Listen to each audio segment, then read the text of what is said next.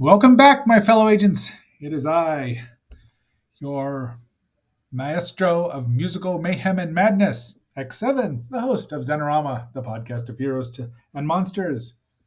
Today is Friday, the 11th, the 15th of November, and that means it's Seven Song Friday. So today we're going to go back to the pseudo tradition of having a song I've never played and haven't heard before. I think I've heard it once before and I liked it, so we've got it here. But before we get into that, please like, share, subscribe, vote in the poll. It's 7 songs, so it makes for 7 easy questions, or 7 easy choices, that is. And leave a comment if you would. Also, hopefully YouTube won't use quite as long as samples today. They didn't like last week's episode, but we'll give it a shot. But please listen for at least a couple minutes, or watch if you can. For a couple minutes longer, it really helps the algorithm. Now, grab yourself your big old bowl of hummus of perfection, and let's get started. Today, our first song here is called Bad Luck, and it is by Nico Case, who I had never actually heard of before. Woke a dog from a running dream in this bad luck. Bad luck. Ate a black fly in the cream in this bad luck. Bad luck. Chipped my tooth on an engagement ring, that's bad luck. Bad luck. Could have stopped any one of these things, but that would have been bad luck. So you can tell it's called Bad Luck. That's an easy one. I heard it this morning on the Sound of Colorado, 105.5 public radio. And Nico Case here was, what did that say? She was a vocalist, member of the Canadian indie rock group, the New Pornographers. So I don't know that I've ever heard them. This is off her 7th album. I think 7th, is that what it says? Yeah, wrote it down. 7th album, Hell On, which is Hell-On, made in 2018. And obviously it's a song about bad luck. There's her with, I don't even know. It looks like cigarettes, right? So there's a line in here I really like from about a minute 29 in here. So we're going to play that. And for some reason, it makes me think of Agent Page. So I died and went to work.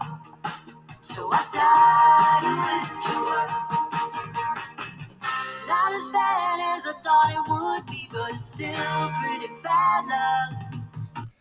I just like that. So I died and went to work. I mean, what more can you say? Thank you, Nico, for introducing me to a good song, and I'll look for some more of your music.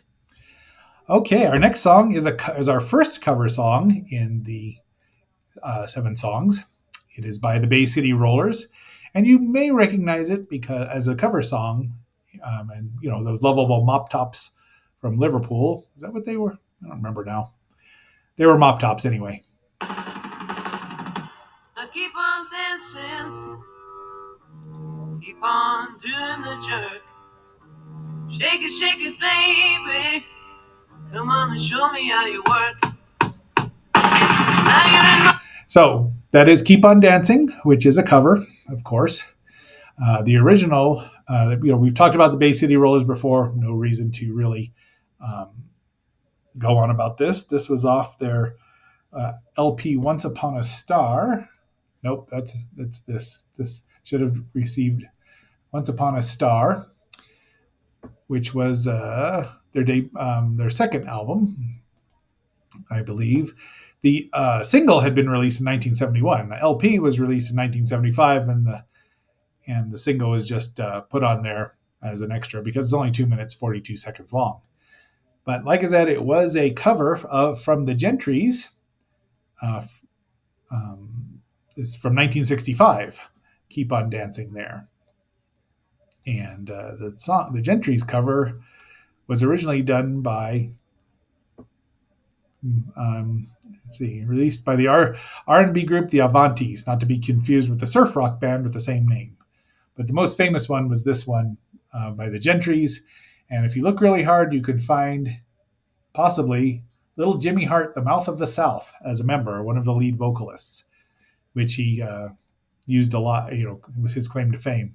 He wrote a lot of wrestling songs, including "The Road Warriors Are Coming to Town," which was later used by, I believe, Handsome Jimmy Valiant, baby. Woo, have mercy. So let's listen to a little more of Keep on Dancing.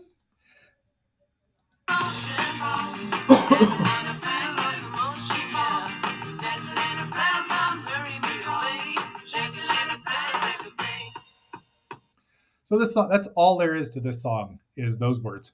And they repeat it twice with that break in the middle to kind of get, pretend like it's being done, but it's padded. But it's such a little pop song. It's a jewel. It's pretty good. Okay, our next song is another cover, and making their long overdue debut are the Go-Go's, and this is Cool Jerk. That is not Cool Jerk. This is Cool Jerk.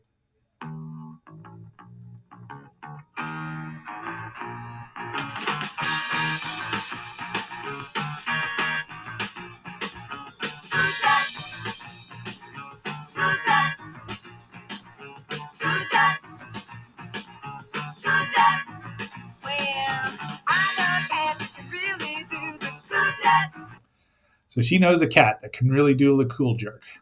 It's a 1966. It was originally from 1966, rhythm and blues written by Donald Storball and performed by the Capitals. It became a hit song here in the States and up in the Great White North of Canada. So it reached number 2 in the rhythm and blues and number 7 on the Hot 100 back then. Now the Go-Go's really didn't really get a hit with it because it was off their second LP from 1982, Vacation. It was all they ever wanted. And then later re-recorded for their 1990 album, Greatest. I have it from this is probably the original, from Beyond the Valley of the Go-Go's from 1994, which was a collection of odds and ends and the hits, of course. But it's a it's a funky little number, I think. And Belinda really shows she has some vocal chops here, as the band does, because she calls them out to do various things.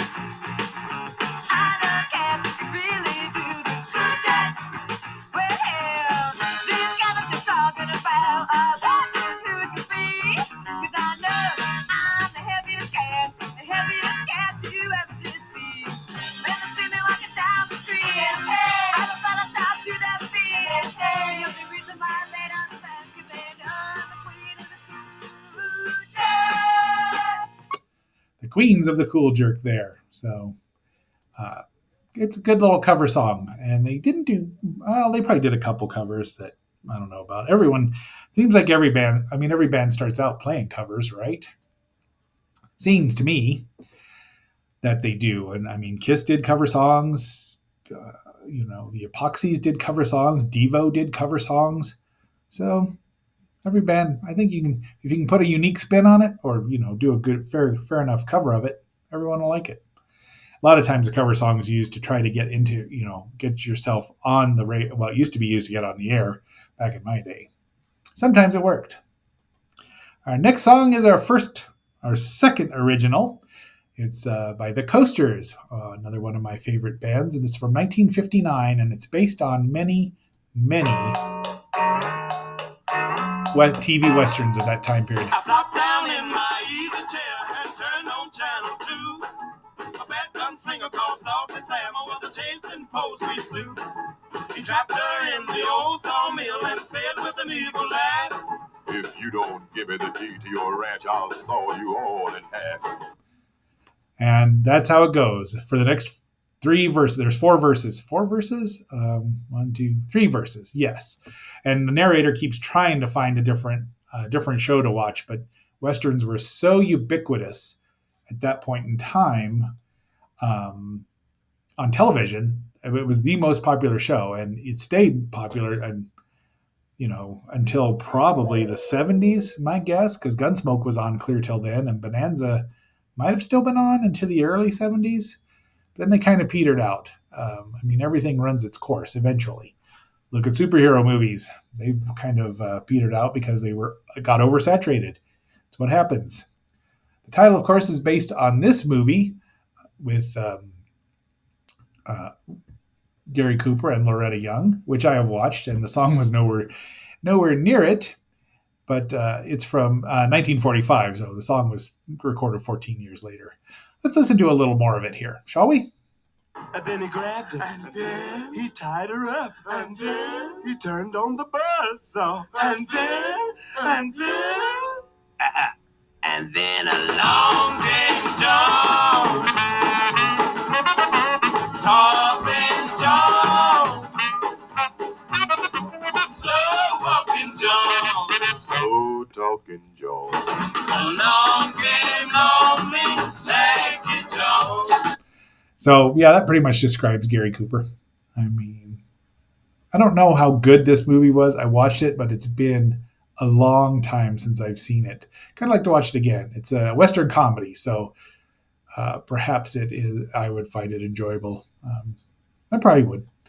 All right, so our next, we're going to go from the 1950s to 1982 with a song that was originally recorded by the same band in 1981, but this is a recording that they did for the uh, Repo Man soundtrack.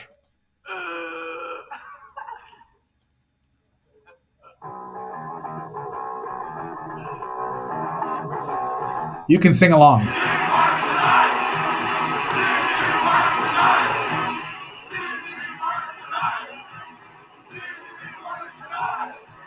We're gonna have a TV party tonight. All right. We're gonna have a TV party, all right! We've got nothing better to do. Complete send up of TV watching habits. The video is hilarious. There's two versions of the song with some slightly different lyrics, different shows mentioned, but they just, yeah, even shows I like, it's just hilarious. So this was re-recorded for their 1982 uh, EP called TV Party. Now, Black Flag is a very interesting punk. They're one of the original um, American punk bands in '76, formed in California. That LA sound. Greg Ginn, the guitarist, is pretty much he's the sole continuous member. Henry Rollins was a former member, lead vocalist for a while, and they are just, I don't like all of their songs, but a lot of them are really really enjoy. But this one's funny as well as actually, just moving right along.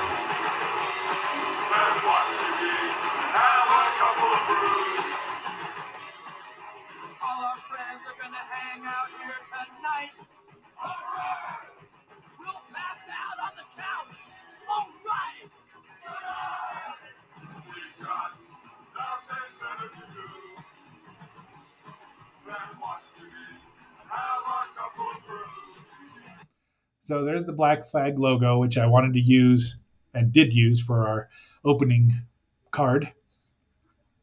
It was there's a lot of people that have these tattoos, but I like this one because it says 8mm film, and it's a sprocket. It's a sprocket. Now is the time on sprockets where we dance to Black Flag. But great song. I'd really like to see the movie again. It's been, I think I've only seen it once, but the soundtrack's great, and I'd like to recreate it at some point in time. So there's a Black Flag TV Party. Our next song is the theme from a movie, and a very famous theme. There we go. Nancy Sinatra sings it.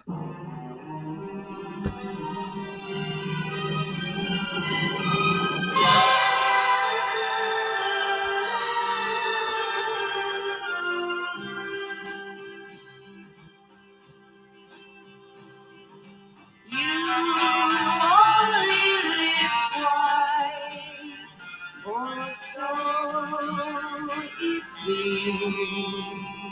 Now there are two versions of this song. It was written by the music was written by John Barry, who did the score for most of the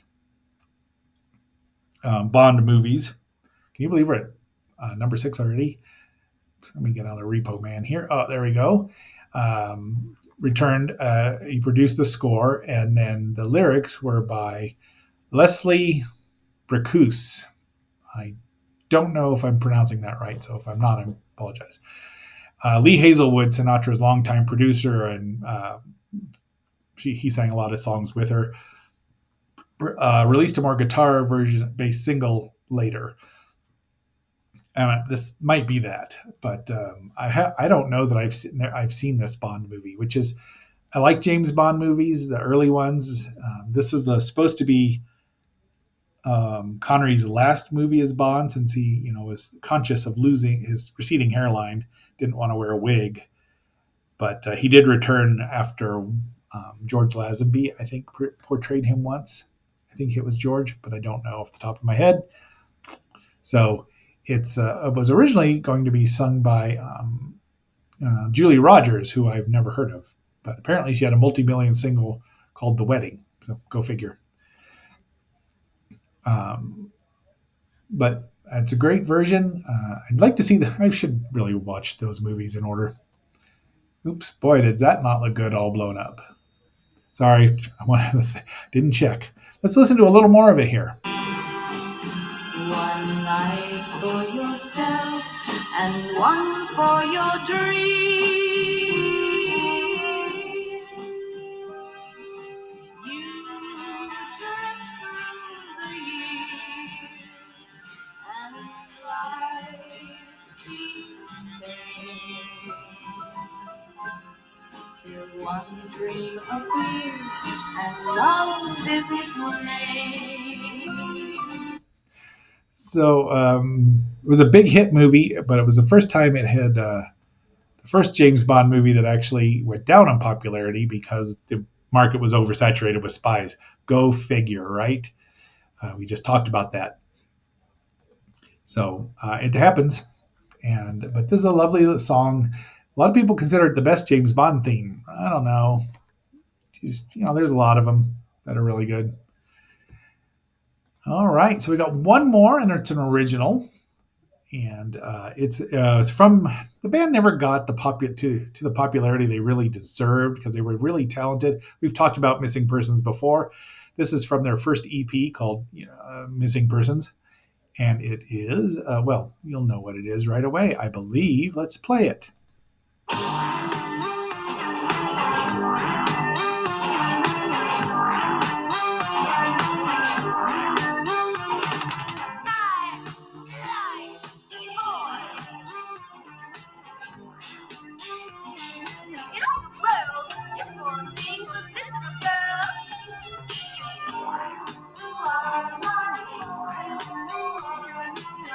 Oh, so you get the title of that? I Like Boys. This is from their first EP, which was 4 songs, as you see right here. Now, I had this, the EP, long extended play record on vinyl, and I tricked my beloved cousin, RB, that's Ron Bill, into buying it for me because it's $5, and I didn't have $5, and he did, and he was out visiting us for a year that summer. So I don't remember my exact words, but I wish I could because it worked really well. All these songs are great. Some of their they were a popular band. I don't know that they ever had really big hits. Walking in LA, which is still as true a song that I've ever heard in my life. About if you've ever been to LA, nobody walks in LA. They drive everywhere, which is why you can't park anywhere. I've got this off of the CD, late nights and early days, which is essentially a greatest hits, but also has many live versions. So I highly recommend that if you can get it. Yeah, it's a live album, and I see a live album with some uh, studio versions. So let's listen to a little more of this, and we'll wrap things up momentarily.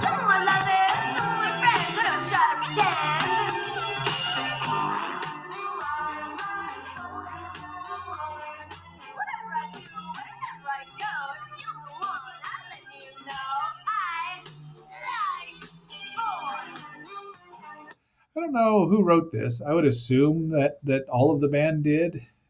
It really doesn't say. Does it say down here who wrote it? T. Bazio, Warren Cucurullo. Looks like they're I Like Boys. Dale wrote it too, co-wrote it. So she's all of like 5 foot nothing. I really the band's really talented. They all played with Frank Zappa. I really loved Warren's guitar, his little small guitar there. So those are the three main members right there: Dale, Terry, and Warren. All right. Well, that is our final song here. I hope you've enjoyed this rundown. I thought it was a pretty darn good mix of songs. And stay tuned. Look for the songs tomorrow. Hopefully, the video will show up on YouTube. But that reminds me, I need to get yesterday's video up. So until next time, our fellow agents, we're going to let the Surf Coasters play us out again here. We'll fast forward a bit. And this is X7 signing off.